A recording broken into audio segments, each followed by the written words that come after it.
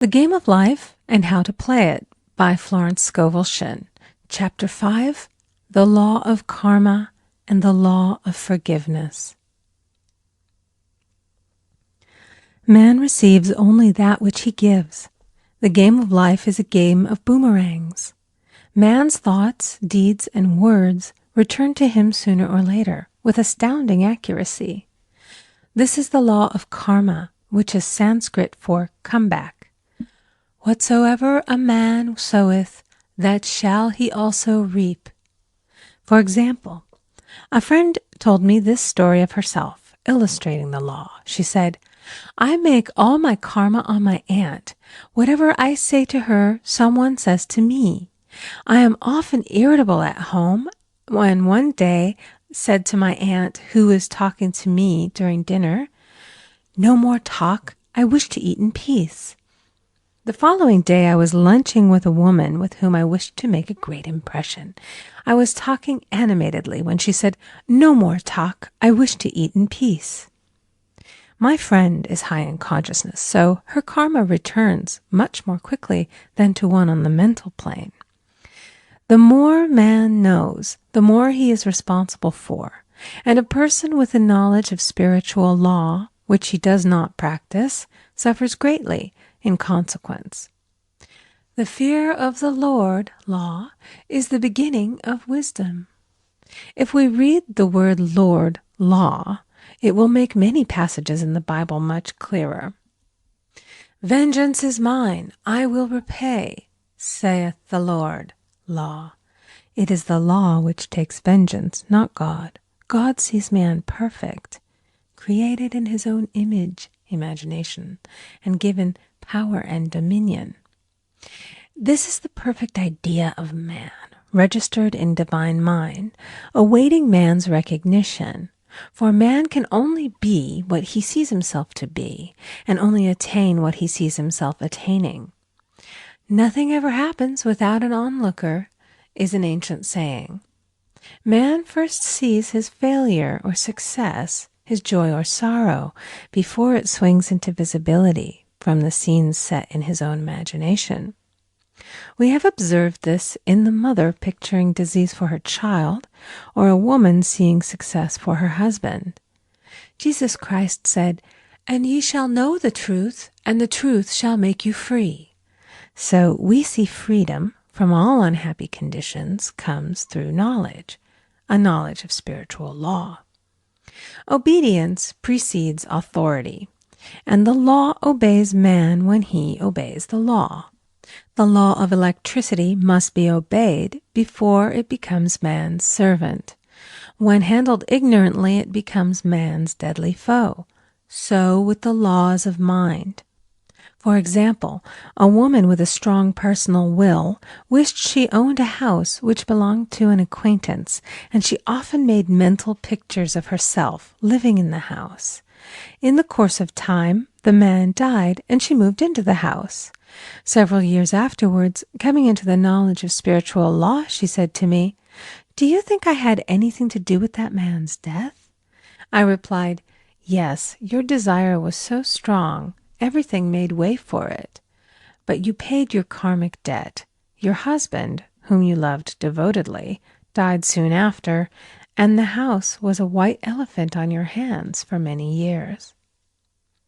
The original owner, however, could not have been affected by her thoughts had he been positive in the truth, nor her husband, but they were both under karmic law.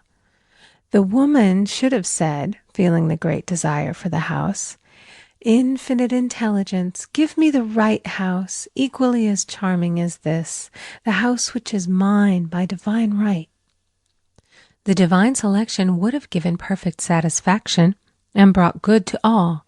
The divine pattern is the only safe pattern to work by. Desire is a tremendous force and must be directed in the right channels or chaos ensues. In demonstrating, the most important step is the first step, to ask aright. Man should always demand only that which is his by divine right. To go back to the illustration, had the woman taken this attitude, If this house I desire is mine, I cannot lose it. If it is not, give me its equivalent. The man might have decided to move out harmoniously had it been the divine selection for her, or another house would have been substituted. Anything forced into manifestation through personal will is always ill-got and has ever bad success. Man is admonished, "My will be done, not thine." And the curious thing is, man always gets just what he desires when he does relinquish all personal will, thereby enabling infinite intelligence to work through him. Stand ye still and see the salvation of the Lord. Law. For example, a woman came to me in great distress. Her daughter had determined to take a very hazardous trip, and the mother was filled with fear. She said she had used every argument, had pointed out the dangers to be encountered, had forbidden her to go, but the daughter became more and more rebellious and determined. I said to the mother, "You are forcing your personal will upon your daughter, which you have no right to do, and your fear of the trip is only attracting it, for man attracts what he fears." I added, "Let go and take your mental hands off. Put it in God's hands and use this statement: I put this situation in the hands of infinite love and wisdom. If this trip is the divine plan, I bless it and no longer resist. But if it is not divinely planned, I give thanks that it is now dissolved and dissipated." A day or two after that, her daughter said to her, "Mother, I have given up the trip," and the situation returned to its native nothingness. It is learning to stand still which seems so difficult for man. I will deal more fully with this law in the chapter on non-resistance. I will give another example of sowing and reaping, which came in the most curious way. A woman came to me saying she had received a counterfeit $20 bill given to her at the bank.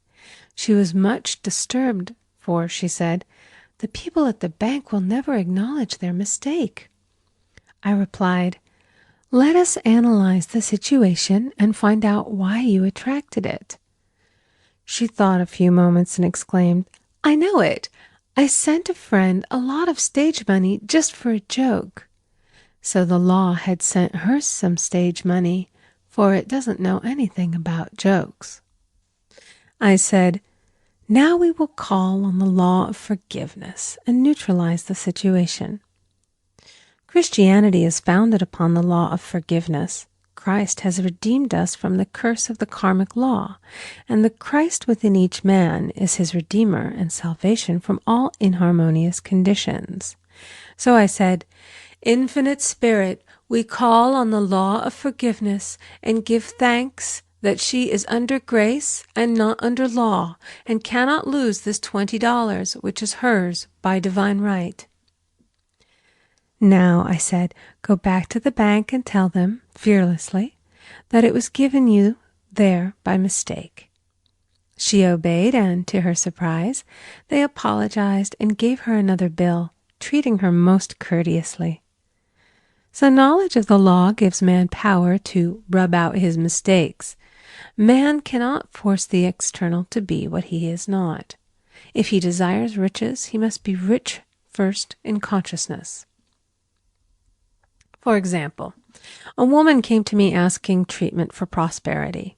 She did not take much interest in her household affairs, and her home was in great disorder. I said to her, "If you wish to be rich, you must be orderly. All men with great wealth are orderly, and order is heaven's first law." I added, "You will never become rich with a burnt match in the pincushion." She had a good sense of humor and commenced immediately putting her house in order. She rearranged furniture, straightened out her bureau drawers, cleaned rugs, and soon made a big financial demonstration, a gift from a relative.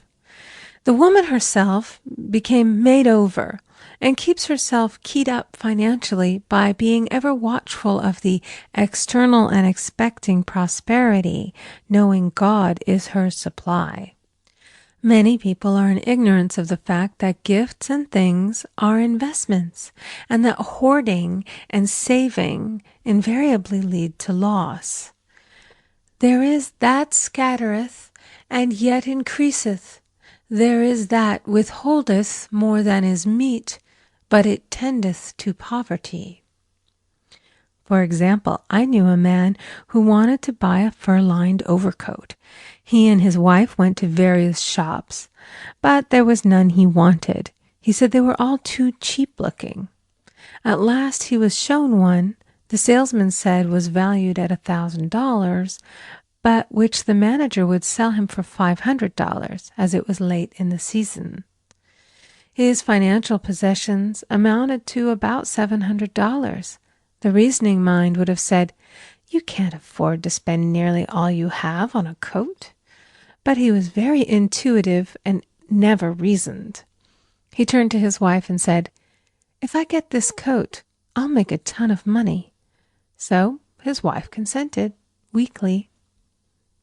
About a month later, he received a $10,000 commission. The coat made him feel so rich, it linked him with success and prosperity. Without the coat, he would not have received the commission. It was an investment paying large dividends. If man ignores these leadings to spend or to give, the same amount of money will go in an uninteresting or unhappy way. For example, a woman told me on Thanksgiving Day she informed her family that they could not afford a Thanksgiving dinner. She had the money, but decided to save it. A few days later, someone entered her room and took from the bureau drawer the exact amount the dinner would have cost. The law always stands back of the man who spends fearlessly with wisdom. For example, one of my students was shopping with her little nephew. The child clamored for a toy, which she told him she could not afford to buy. She realized suddenly that she was seeking lack and not recognizing God as her supply. So she bought the toy and on her way home picked up in the street the exact amount of money she had paid for it. Man's supply is inexhaustible and unfailing when fully trusted, but faith or trust must precede the demonstration. According to your faith be it unto you. Faith is the substance of things hoped for and the evidence of things not seen. For faith holds the vision steady, and the adverse pictures are dissolved and dissipated, and in due season we shall reap, if we faint not. Jesus Christ brought the good news, the gospel, that there was a higher law than the law of karma, and that law transcends the law of karma. It is the law of grace or forgiveness. It is the law which frees man from the law of cause and effect, the law of consequence. Under grace, not under law. We are told that on this plane, man reaps where he has not sown. The gifts of God are simply poured out upon him. All that the kingdom affords is his. This continued state of bliss awaits the man who has overcome the race or world thought. In the world thought there is tribulation, but as Jesus Christ said, "Be of good cheer, I have overcome the world." The world thought is that of sin, sickness, and death. He saw their absolute unreality and said, "Sickness and sorrow shall pass away, and death itself, the last enemy, be overcome." We now know, from a scientific standpoint, that death could be overcome by stamping the subconscious mind with the conviction of eternal youth and eternal life. The subconscious, being simply power without direction, carries out orders without questioning.